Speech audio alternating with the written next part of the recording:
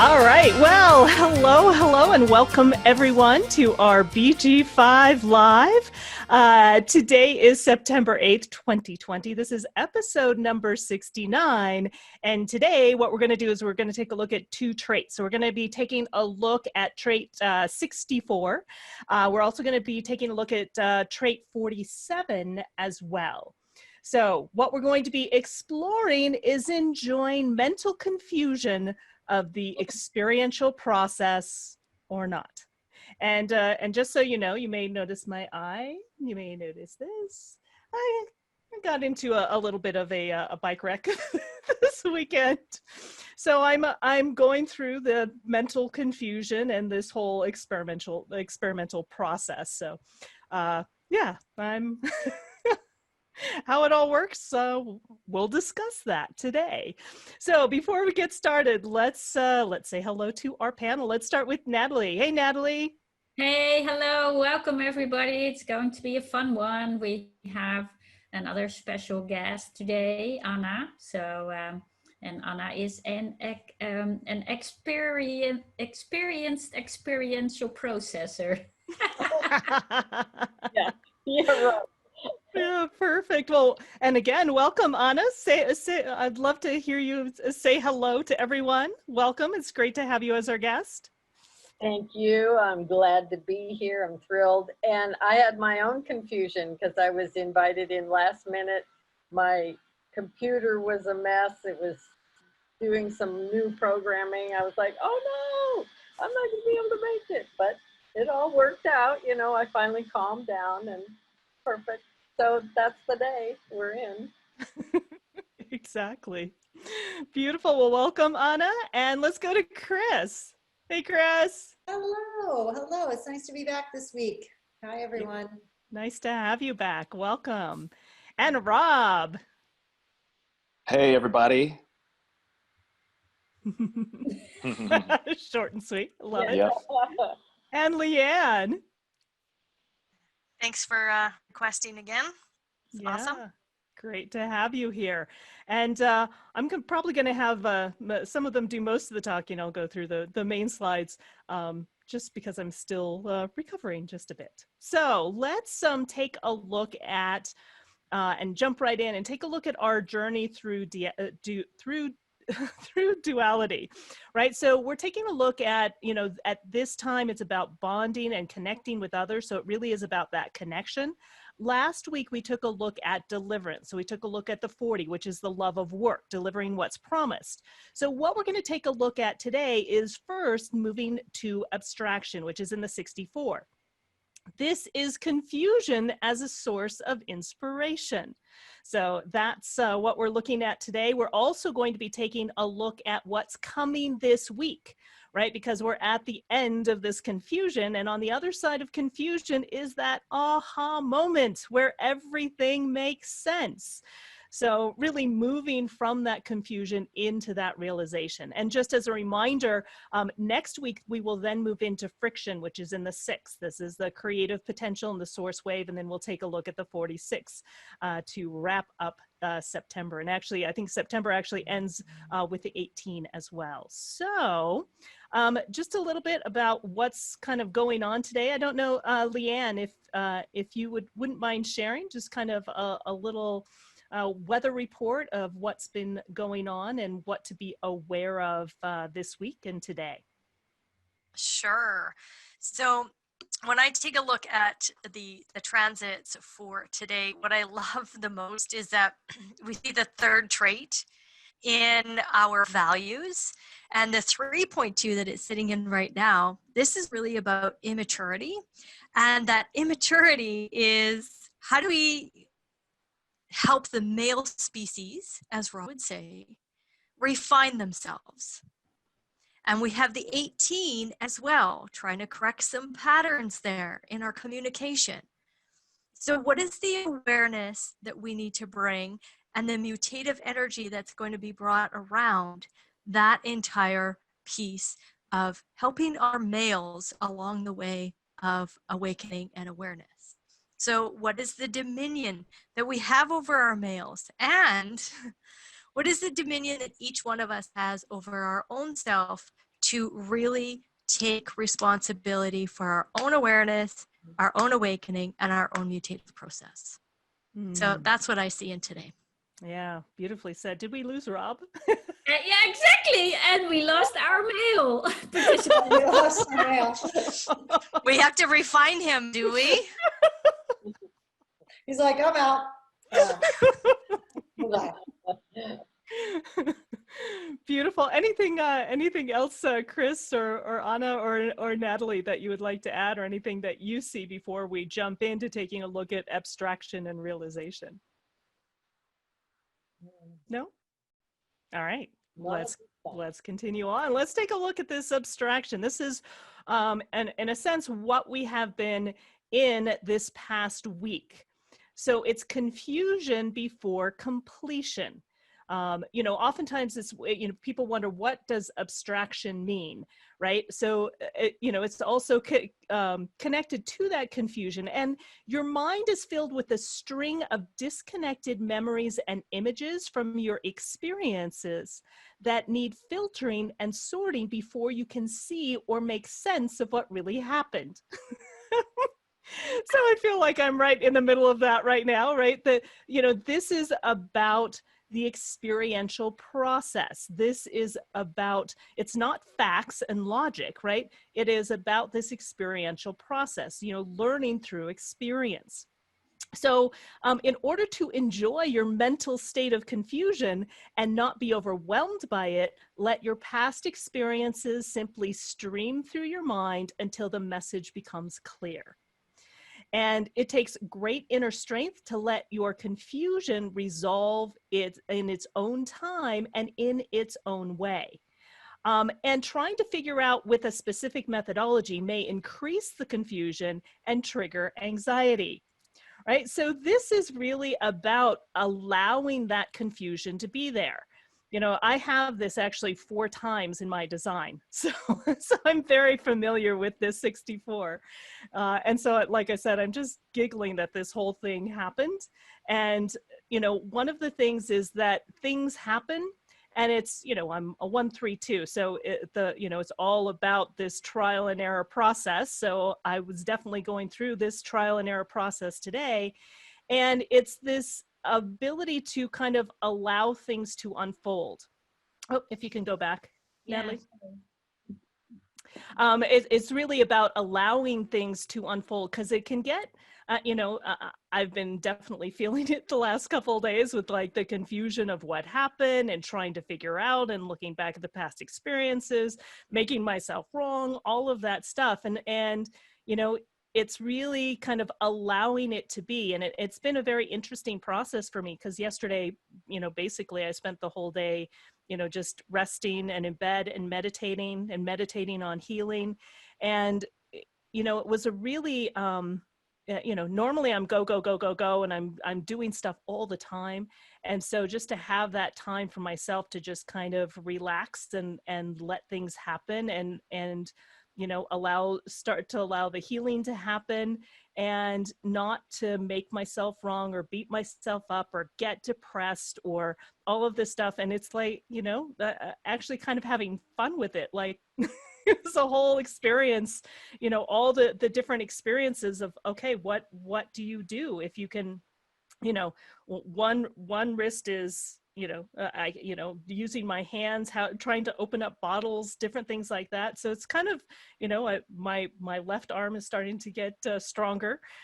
So it's just a very interesting, process. And again, it's having all of these streams of disconnected memories and images. So even kind of going through, what happened before, how did it happen, blah, blah, blah. And this is also about sharing, right? It's in the stream of sharing. So also sharing that experience as well. So again, it is a pressure. It's pressure here. And so if you get caught up in the pressure, it can trigger anxiety, and it can increase confusion. I've been experiencing that as well. So it really is just kind of enjoying the mental state of confusion. And I can often this is something I used to always make myself wrong for, is getting so confused. But again, I have it 4 times in my chart. Now, if I can just allow the confusion to be there, there is an aha on the other side. So Natalie or Leanne or Chris or Anna or Rob, anything that you would like to add here?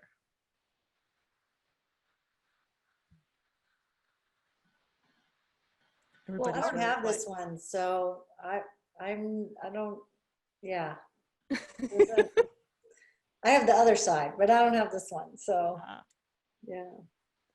How about for you, Anna? I have the 6447, and everything you said is absolutely true. One of the things I noticed in reflection, you know, in looking at the past, when I was a lot younger, like in my 20s, and starting to be a professional and you know, thinking I knew things, I had this one experience where my uncle was talking. I was a new psychotherapist, and he had been a psychotherapist for years. He was talking about something. We were in a small little family group. He was talking about something, and I chimed in, and he just talked right over me. And it was such an astounding experience at the moment. And then I realized, yeah, I was not invited. It's a projected strength, or for me, it's a strength.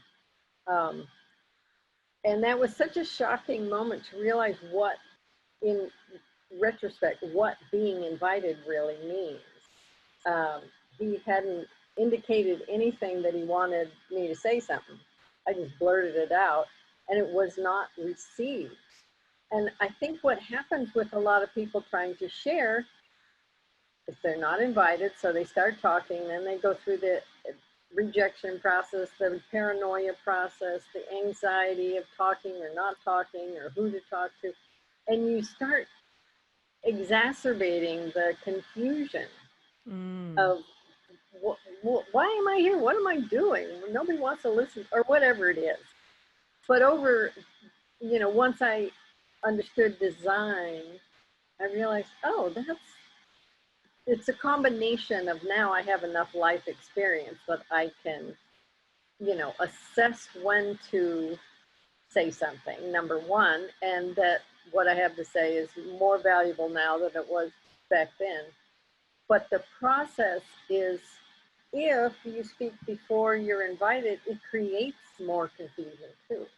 Yeah. And you bring up a very good point, Anna, because, you know, as we take a look at Anna's design, she is an innovator, right? So oftentimes we think with innovators, they just need to, you know, take control, right? They're there to initiate. But again, remember, the different strengths have sort of different personalities, if you will. And in order for her to share her ideas, right, to share her ahas, it does need to be recognized and invited. So even though she is an innovator, there is an aspect, that particular strength needs to be recognized and invited in order for it to work properly. And again, it can be kind of confusing for the innovator, you know, especially trying to initiate and then, you know, not really recognizing this piece of being recognized and invited with particular strengths. So thank you for sharing that, Anna. Beautiful. And anything for you, Rob? Well, so nothing from my direct experience because I don't have this trait, but I can absolutely relate with what Anna said. You know, there's such power in invitation, right? And when we're looking at the characteristics of this trait, I can fully see that if this came out and it wasn't something that I asked for, it could certainly exacerbate any situation. Yeah, exactly. Well, let's go ahead and continue forward. Let's take a look at the quality 6 that we have in this as well. It's about victory. So it is about being a leader. And with this, if we take a look at what the elevation is, this is the mental gift of enjoying the confusion and the diversity of data. This is the mental assuredness that knows that victory was inevitable, thus making triumph sweet, but not a reason for excess. All right, so, and then the challenge side of it is with all of the diversity of data, because remember, it's like all of these pieces of data, sort of like a, trying to fit them all together and make them all make sense. So with the diversity of data, it's easy to lose perspective. So like the story of the Trojan horse, it can be dangerous to get carried away in celebration, lest one loses vigilance and perspective. Right? So it's in a sense, this victory of being able to enjoy this confusion, see this diversity of data, in a sense, being able to start to make sense of it. But, right, the confusion, it may still be there. So don't get carried away in celebration, kind of enjoy the victory, but remain vigilant as well. So I would love to hear if anyone has anything to add with the quality 6 of victory. Yeah, well, what came to mind in preparing this? So it says data, but a lot of it is visual. So it's more of like I think of it as the movie editor, and then having different pictures and then putting them together to become a movie. But that is a the creative word. It's all of the sudden it pops, right, and then it makes sense. You cannot really shift through, and then imagine that it's really very diverse images or whatever that don't seem to be related, and then later on they are. So and I don't remember what it was, but you really, so I don't remember the example. It was somewhere last year that you really was confused. Was it the website process? Probably it was. Anyway, before, and then you just have learned, and I say you to Karen, to just be with the confusion, which is especially if you're younger, huh? very, very challenging. And I'm very logical. My only strength is logical. And to not have any systematic way of approaching this would be like terrible for me, right? But Yeah. So. Yeah, really good point. I mean, this is one of the traits that I do have, and I find, with the quality 6, I believe I have it in my conscious, what is it? My conscious truth and transformation. Yeah. And so what I have found for myself, having 64 so many times, is that even in what I do here at BG5, it's basically making sense of, if you've listened to Ra's lectures, oftentimes he can be all over the place, right? And it can be very confusing because he talks a little bit about something here and then goes off on a tangent there and then talks about something else. So one of the things that I found in putting together the courses is being able to, listen through the material and then, take all of these individual pieces from all of these different, courses and lectures and pieces that I've experienced and listened to, and then pull them together in a very, logical, straightforward way. Right. But at first, when I'm starting to put them together, there's just a whole lot of confusion because there's stuff all over the place. And so it's really, in a sense, making sense of that confusion. But the key is really allowing that confusion to be there. And when I allow the confusion to be there, all of a sudden it kind of like, I don't know how to explain it. It's kind of like all these little pieces are just kind of floating around. And then it's like, oh, right. Then everything starts to connect. That is actually it. I call you the Ra translator because, for instance, OC16. If you listen to or read the original transcripts, it's like, oh my God, I don't know how you did it to make it somehow logical, right? Because So and that is truly an asset of this trait to be able to just take it in and then sit with it. Yeah, exactly. Yeah. Exactly. Well, one of the things that I relate this to is something like scrapbooking or collaging or making a quilt, you know, those processes are like taking lots of pieces, especially a memory quilt or something like that, that you actually have fabric from previous experience, you know, different events or whatever. And you're looking at these things, and it's not just a piece of fabric or a picture of someone or a movie ticket.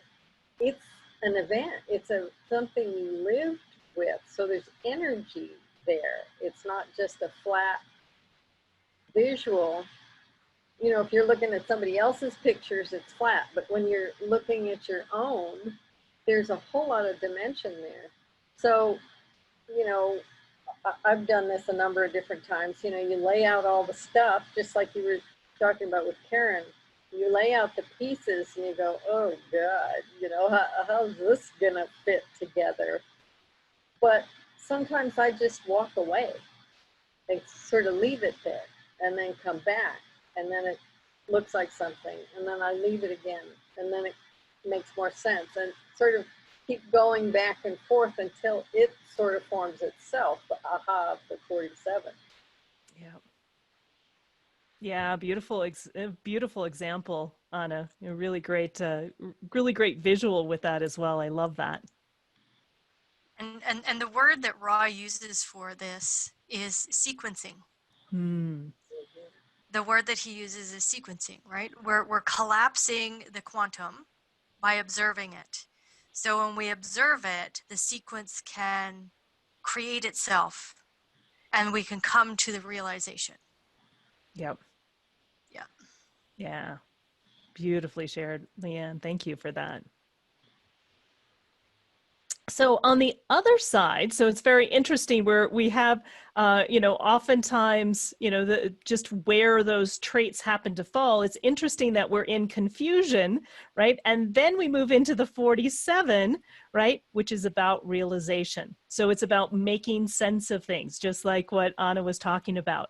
And so it's about waiting for that moment of realization. Again, you don't want to try to push it. You don't want to try to force it. You want to allow it to happen. So this is the mental capacity to review the past and find meaning others may have missed.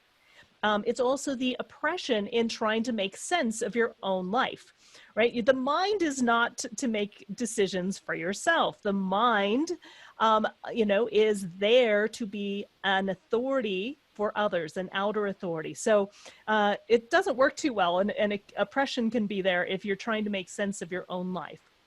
So to make sense out of confusion for others, not yourself, is what it's designed for.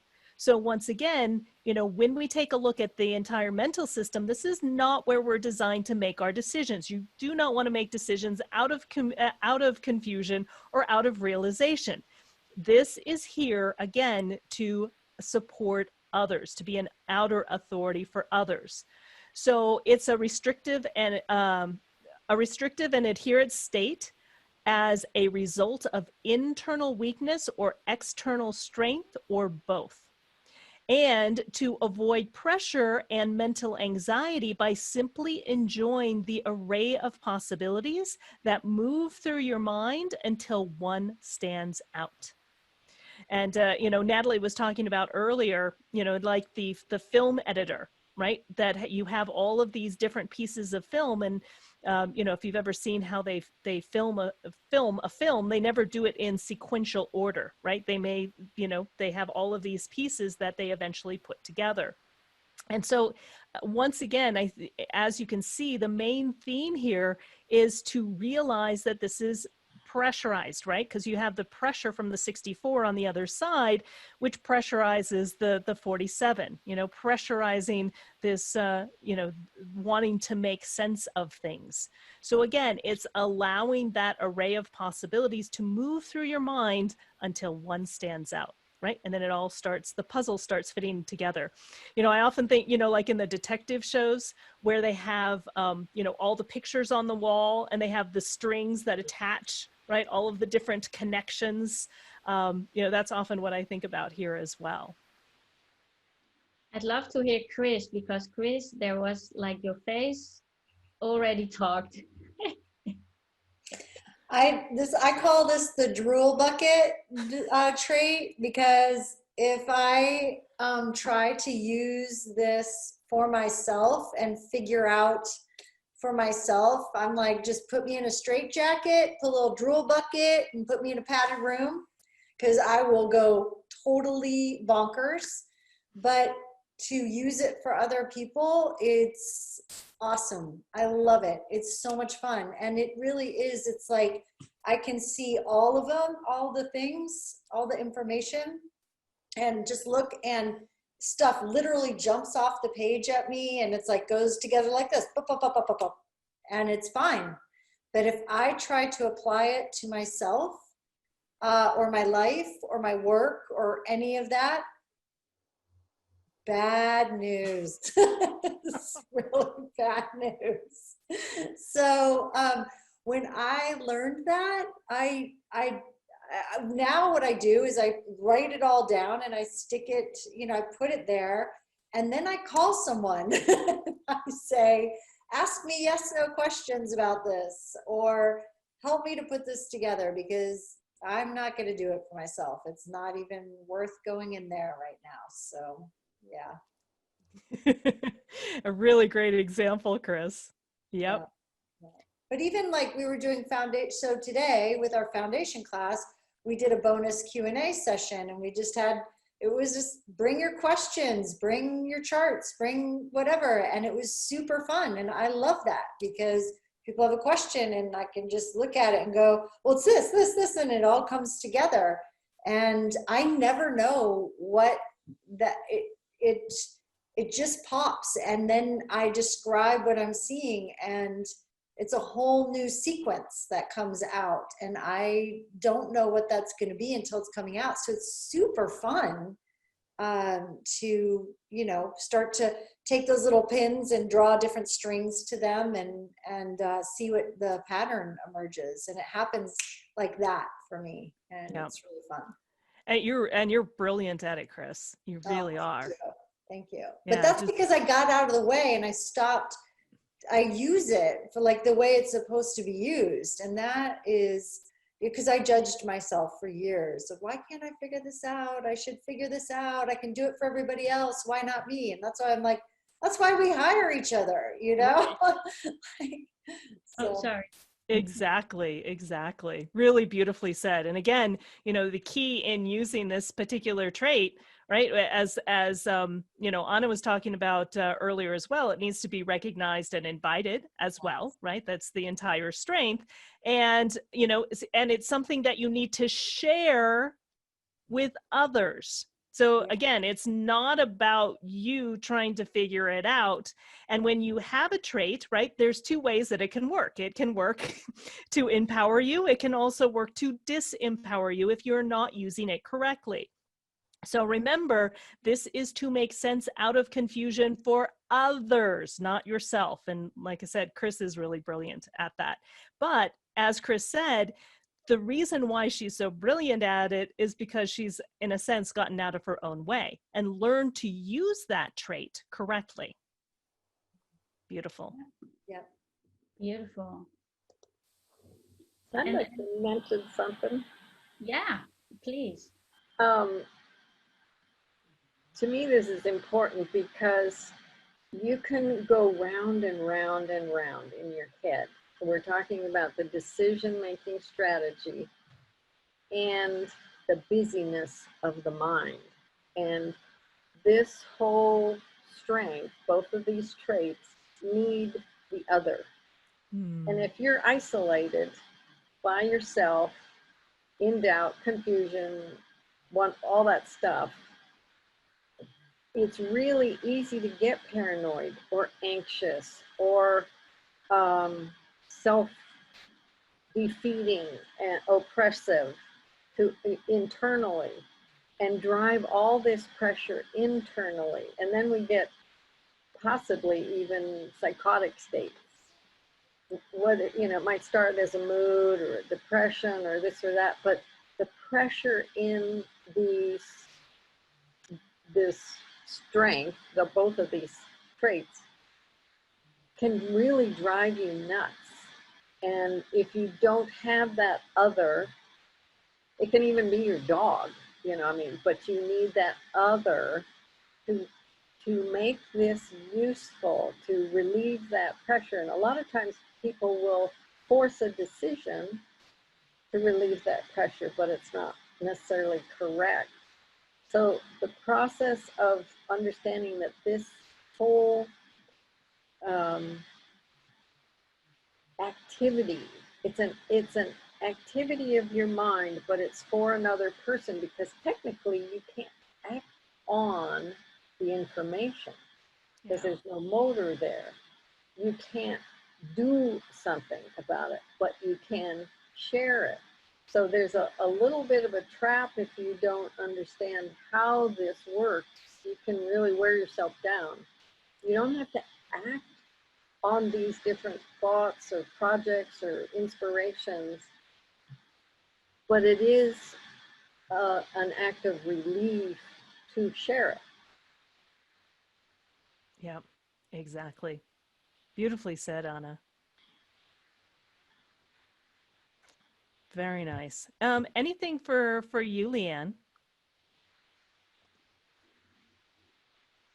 Well, anytime we're playing in inspiration or conceptualization, as this is my chart behind me, totally open. So it's just a big old fat playground in there for me. So I watch this stuff happen in the world and I kind of giggle at it because I watch the confusion and I watch the realizations, and I just have to sit back and just be inspired by the whole process. And it's not about my process. It's just watching that process happen. So Yeah. it's just a big, the mental plane is a big playground for me. That's for sure.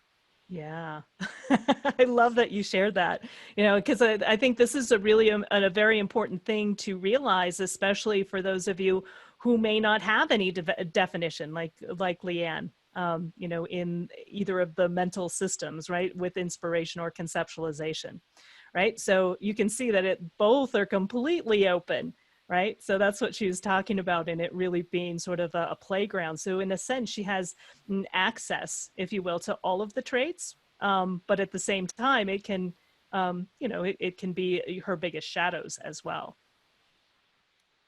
Before coming to human design and before jumping into BG5, and this may, hopefully it doesn't turn anybody's stomach, but I would have to literally purge sometimes after being in group activities where people had lots of mental traits and mental qualities and strengths in there.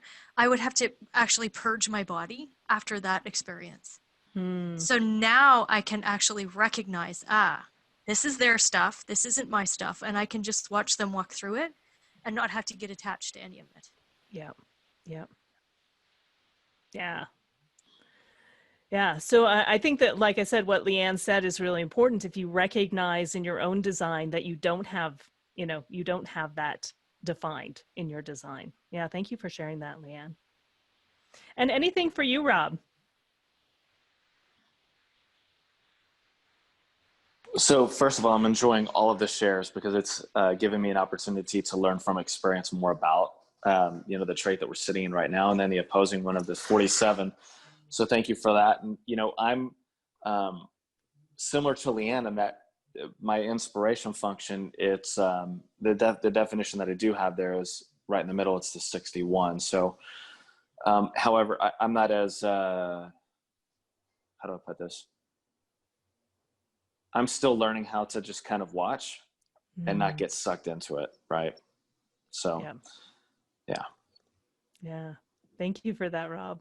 Mm-hmm. Yeah. So remember, if you have inspiration undefined, right, and you may have one of these traits, you know, the 64, for example, that we're just talking about, in inspiration, remember that the shadow there is, you know, you can very easily lose focus and get very scattered, right? And when we're taking a look at trait 47, you know, it is in conceptualization. And if you have conceptualization undefined, remember, conceptualization is all about trying to be certain. And when you're trying to be certain, right? You can become very mentally defensive, right? And as we can also see the shadow, specifically if you have the trait 47, but this is actually true for all of them, is that remember what the mind is used for is for others. It's not to make sense or not to make decisions for yourself. Very cool. Is there any comments either in Facebook or in our Zoom room? No? I don't see any comments, but I would like to just say, coming back to this idea that the truth that our mind is for others, is that it's also not being attached to what our insights are for others or about others, because again, that's, you know, trying to be certain. If we're trying to be certain, then it's like there's such a light touch. It's like just having so much fun with it. Does, as Leanne was saying, just seeing what shows up and not having to be certain about it. And yet for me, like in 47, is knowing and watching it come together, and then also recognizing, just like a puzzle, you can take the puzzle apart and put it back together, that just because I put it together that way doesn't mean that that's the absolute truth forever and ever and ever. That is the realization that came in this moment for this person in this way, and that there is something in there that is lasting, but it can also be added to or played with more. And I think that's also another piece that is important when we are using the mind for others. Yep, absolutely. And I think, you know, it goes back to what Anna was talking about earlier. This is a strength that needs to be recognized and invited. And so just like what Chris was saying, you can't get attached to, you know, how people, you know, take your realization, right? Because it may be right at the moment. And if you're recognized and invited, it can have a big effect. But it can also have the opposite too, right? If you're not recognized and invited and you see, oh, you should do this, right? It may not come across so well and people may reject it. So again, it's this ability to kind of just let it be, right? You're providing it, but not having any attachment to whatever the outcome is. Right, right. Yeah, I think that's a really important piece, Chris. Thank you for sharing that. Mm-hmm. All right. Did you want to add something, Anna? Yeah, I was just thinking about what Chris was saying about it's one version, and then there's another version, and there's another version, because there's a relationship involved here. So who you're speaking to makes the realization a little different. And I was just thinking about what Ross said as far as keynoting. You can keynote an event or a situation or the moment in a lot of different ways. And that makes it interesting. I mean, you know, just try all sides of it. That's, to me, that's what this is trying on lots of different sides of something and sort of including new pieces, letting new pieces add. Because when you have a formula, it's sort of cut and dry, and you tend to hold that formula for a long time. Yeah. And then maybe you improve the formula or whatever, but the improvement comes with adding something, mutating something, bringing something more into it. So this whole, 47, I love these two traits for me. I'm constantly entertained as long as I don't get fixed on them. Yeah, exactly. And remember, this is the strength of the whole creative process. This is what the creative process is all about. Just like what Anna was talking about earlier in creating a quilt, right? It's taking all of these pieces and putting them together in creative ways.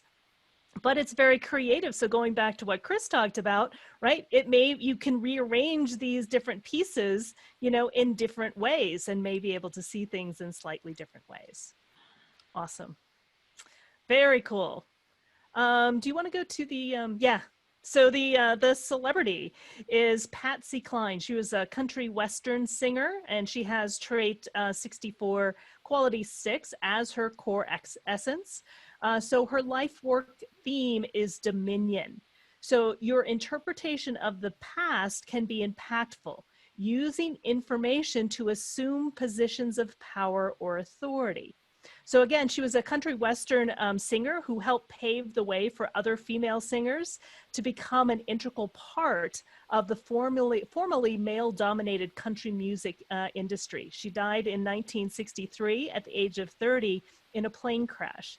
And Patsy's short and tragic life was chronicled in the movie Sweet Dreams. And in 1973, she became the first female solo performer elected to the Country Music's Hall of Fame. And, you know, this kind of plays into, if you take a look at a lot of country music songs, right? A lot of country music songs are about, you know, kind of this interpretation of the past, right? That can be impactful.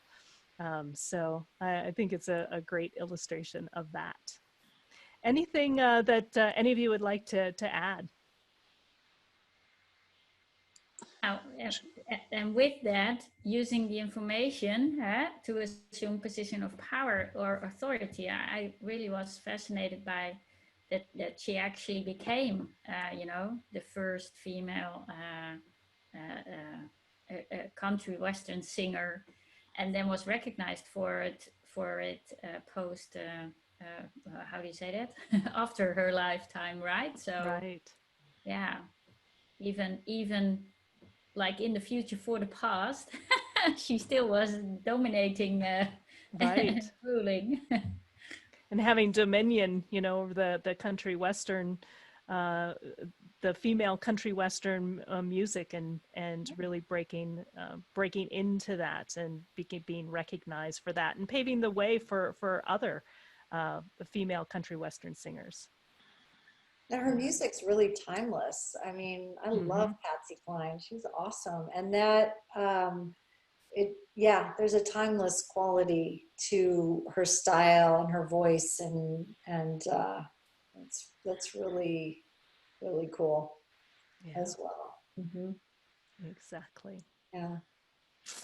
Well, very, very cool. Anything else that anyone wants to add? And then we will be thinking of what your words of wisdom are going to be for this upcoming week. And again, once we go through this, if there's anything else also from Facebook or from our BG5 Live, again, remember, if you are new to BG5, you can get a free report on our website. You can also follow what the theme of the day is by clicking on BG5 Live, and it'll give you what the theme of the day is. And you can also watch past episodes. Again, really the purpose of BG5 Live is to kind of get a sense of, you know, sort of what the background frequency is, what the transit is, what the theme of the day is, but also it's a way for us to explore each of the individual traits. And so I do recommend in attending the BG5 Live, if you create your own report, and you can take a look and see in your own design, do you have it defined or not defined? Right, and it can also give you some insight on your design as well. Again, whether you have it defined or not. If you have it defined, it's part of your nature. If you don't have it defined, it's where you are here to be wise about others, right? Just what Leanne was talking about. So I invite you to do that. Also, we have our courses coming up in September. You still have an opportunity to register. I believe the first courses start next week already. And we have the foundation course. We have the first class free, as well as the BG5 certification course. So if you go to the website, click on foundation course or the BG5 certification, find the first class free, and sign up and attend first class. Check it out, see what it's like. We'd love to have you join us. All right, so let's wrap everything up and making sense of all of this confusion with this realization, and let's start with Rob. What a great class. You know, what I'm getting ready to say is really also for myself, because I was going to add this earlier. I'm very logically oriented, right? So this abstract and creativity and confusion stuff kind of scares me because I don't see step 1, step 2, step 3. But so what I would say, my words of wisdom would be to just enjoy the ride and enjoy the creativity that can come from confusion. Yeah, exactly. Thank you, Rob. And how about for you, Chris? Yeah, I love that. Enjoy that creative process. I think that it's, especially as we head into trait 47, if you're feeling pressure to figure things out for yourself in your own brain, stop it. Just don't go there. Just pull out, stop, and call a friend. This is all about bonding. And so write down the ideas, write down all the puzzle pieces, and then talk it out with somebody else, and you'll be able to do that. And if this is something that you do offer, really start to enjoy it even more, offering it to others. So yeah, beautiful. Thank you, Chris. Yeah. And how about for you, Natalie?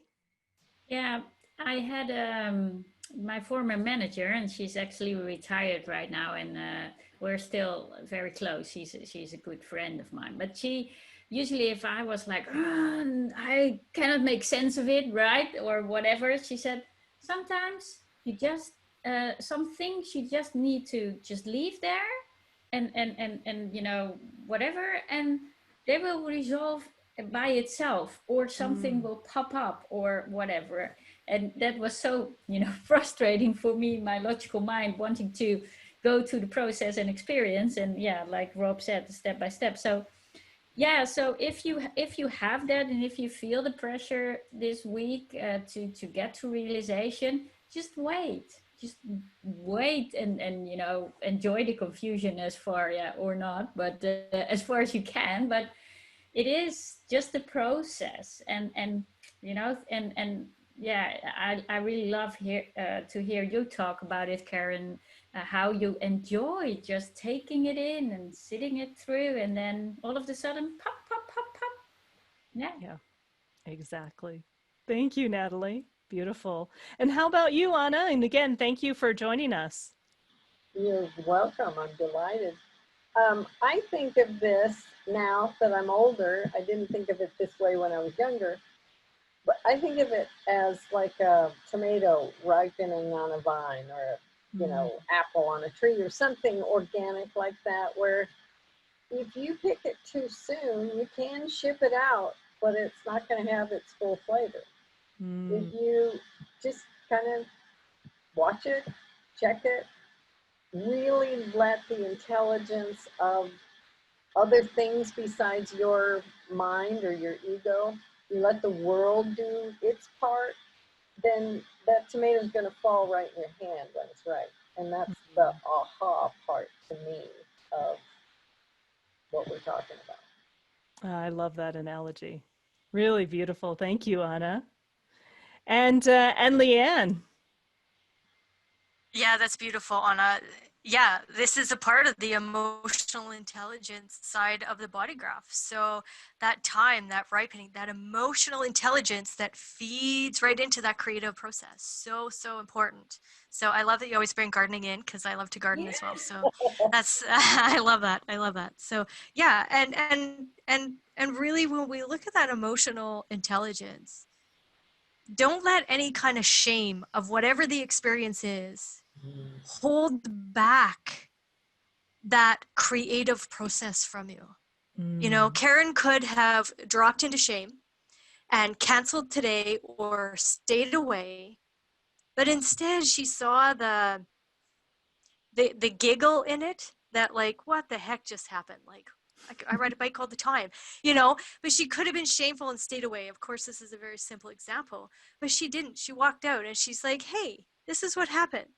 This, you know, plays along with you know, what's going on in the world right now. So don't let this shame hold you back. Stand in the vulnerability. I just love that she stood in the vulnerability. She brought that creative process to us. Excellent. Excellent teaching for us all today. So thank you. Thank you, Karen. Thank you, Leanne. Yeah, and that's, you know, and that's exactly what, you know, kind of I've been experiencing over the last couple of days, because I, you know, I did go to that place of like, oh, how could I have let this happen? And this is a horrible thing. And then it's like, that does me no good. You know, this happened, right? This is an experience. It happened. It doesn't do me any good to like go back in the past and, you know, try to figure it out. It's like, okay, this is what I need to deal with now, right? I can look at the past and have it inform me for the future, but you know, this is what it is. And so, you know, like Leanne said, you know, not to be ashamed of it or embarrassed by it. You know, I couldn't put on makeup. I couldn't really brush my hair. I have a black eye. You know, but you know, just you know, playing with it anyway, you know, and so allowing that, in a sense, confusion, that pressure, that in a sense need to know, allow it to be there. And I love what Natalie said too, and you know, it ties into what Anna said also, is, you know, allow it to ripen. You know, oftentimes we end up making decisions from that mental pressure and that mental stress where we act too soon or we act too late. And so it really is just allowing that confusion, allowing that to be. And again, that's going to be happening over this next week as well, right? Because, you know, we've been through the confusion. We're now moving towards that realization. But remember, it's still a pressure, right? So you're still going to have this pressure of wanting to make decisions from your mind. You're going to have this pressure of wanting to figure out your own life and, you know, what's happening. So again, just allow it to be there. And when you allow it to be there, you can have fun putting together the pieces. You know, like I mentioned earlier, you know, having all of the pictures on the wall and drawing, you know, the little strings between them and seeing what the conclusions are all about.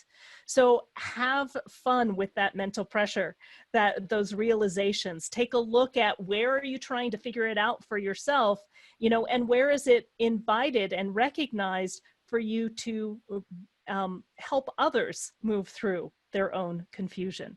So the key is always following your decision-making strategy, right? So follow your decision-making strategy, things happen, right?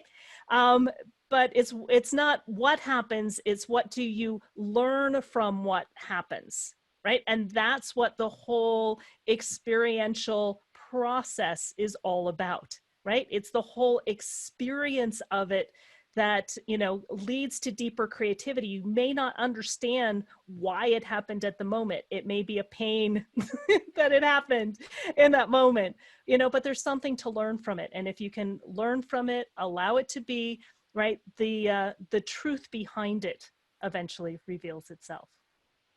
All right, everyone, have a fabulous week. And again, this week we're focused on the 47. After today, after the confusion, we're now moving into the 47. And next week, we'll take a look at trait number 6. So we're going to take a look at friction, and we're going to take a look at the source wave. So that's what we're going to be taking a look at next week. So again, thank you, everyone. And we'll see you next week. Bye-bye. Bye-bye. Bye. Bye.